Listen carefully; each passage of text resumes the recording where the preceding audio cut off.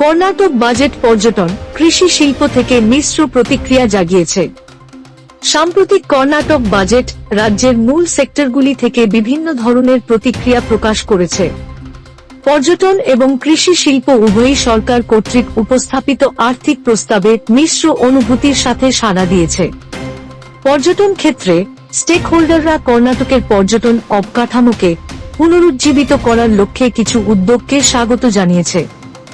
এর মধ্যে রয়েছে জনপ্রিয় পর্যটন সংযোগ উন্নত করার জন্য বরাদ্দ, ঐতিহ্য সংরক্ষণের প্রচেষ্টা বাড়ানো এবং ইকো ট্যুরিজম উদ্যোগের প্রচার।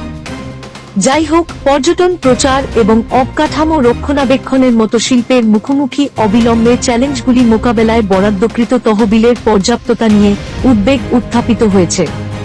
অন্যদিকে কৃষি খাত বাজেটের বিধানের বিষয়ে সতর্ক আশাবাদ ব্যক্ত করেছে।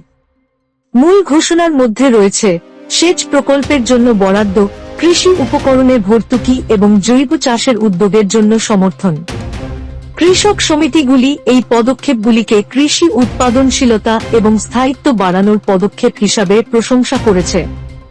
যাই হোক, জলবায়ু সংক্রান্ত অনিশ্চয়তার প্রভাব প্রশমিত করতে এবং কৃষি পণ্যের জন্য বাজার অ্যাক্সেস উন্নত করার জন্য বর্ধিত বরাদ্দের আহ্বান রয়েছে। সামগ্রিকভাবে, যদিও কিছু সেক্টর বাজেটের লক্ষ্যমাত্রা এবং কৌশলগত বরাদ্দের জন্য প্রশংসা করেছে, অন্যরা সেক্টর নির্দিষ্ট চ্যালেঞ্জগুলি কার্যকরভাবে মোকাবেলা করার জন্য আরও শক্তিশালী পদক্ষেপের প্রয়োজনীয়তা তুলে ধরেছে। স্টেকহোল্ডাররা বাজেটের প্রস্তাবগুলির প্রভাব বিশ্লেষণ করে কর্ণাটকের অর্থনৈতিক প্রবৃদ্ধি এবং উন্নয়নের গতিপথের উপর তাদের সম্ভাব্য প্রভাব সম্পর্কে আলোচনা চলছে।